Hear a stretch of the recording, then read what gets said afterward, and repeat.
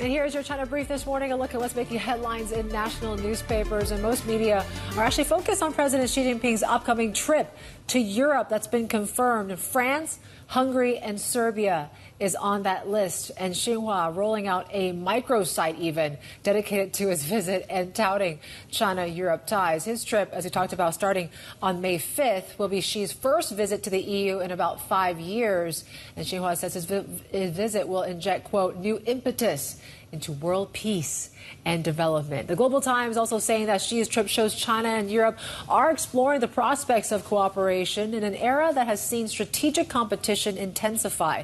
That seems to be a veiled reference to the U.S. and its attempts to limit China's access to advanced technology. The report does note that this is the first overseas tour that Xi will make this year and underlines the importance Beijing attaches to Europe. Yeah, and of course, the visit comes as China-Europe tensions mount over issues such as trade and this war, of course, in Ukraine. Let's bring in Rebecca Chun-Wilkins, our Asia government and economy correspondent, with us here on set. It's the first trip, I believe, since pre-pandemic, since 2019. Let's talk about the overall objective of the trip. Closer ties, so it goes without saying. Just contextualize that for us. Yeah, I mean, I think really big picture, this is about putting space between the European Union and the US.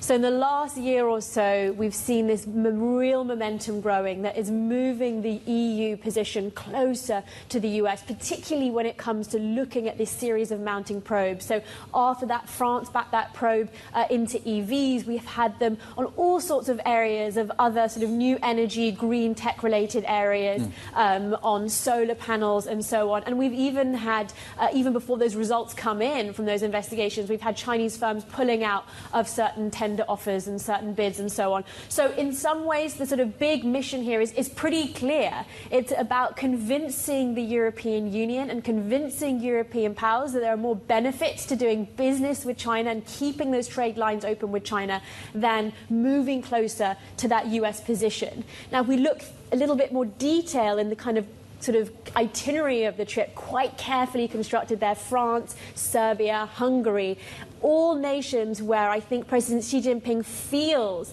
like he may have a warmer reception. Certainly Serbia, Hungary, those are two obvious, closer partnerships there. But with France too, Macron has in the past seemed to offer a more independent position and this sort of friendly personal touch, some great details emerging there about what Macron has planned for this trip. I mean, it's just the menu, right? They're talking about they're going to serve French cognac, right, which is a liquor subject to Beijing anti-dumping probe. So it's interesting, right? But what sort of charm offensive are we likely to see, really? Yes, from the French and from the Chinese, really? Yeah, this is really interesting. So what we've had is this very personalized trip from Emmanuel Macron. We know he kind of likes to have this approach to diplomatic sort of encounters, but he is taking President Xi Jinping to his grandmother's house, nestled in the Pyrenees Mountains, where he spent a lot of his childhood. Sources telling us it's somewhere that's very, very important to Macron. Wow. And this is about sort of a reciprocal move, because if you remember when Macron visited Beijing,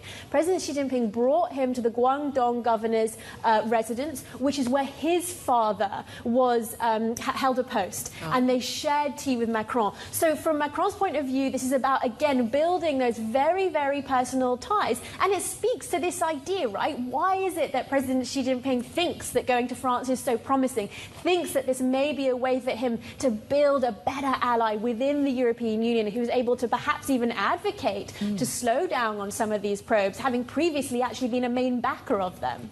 Yeah, the French foot forward, as they say.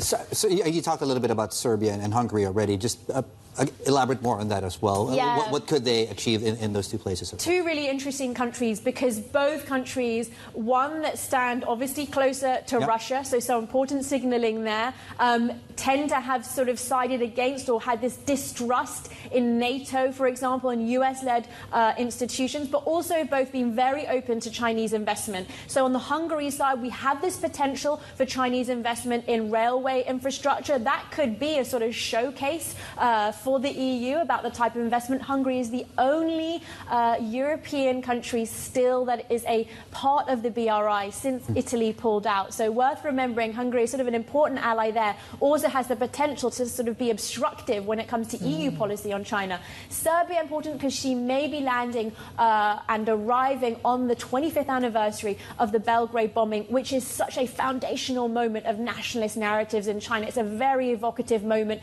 that, you know, helped to see distrust of the US and see distrust of NATO. So some important signaling going on there too when it comes to China's position on Europe. Quite layered, quite nuanced. Yep. CATL also planning to maybe build a plant in Hungary, too, with that partnership with Mercedes. All right, Rebecca Chun-Wilkins, thank you so much for previewing that trip for us here and the charm offensive we're going to see in France.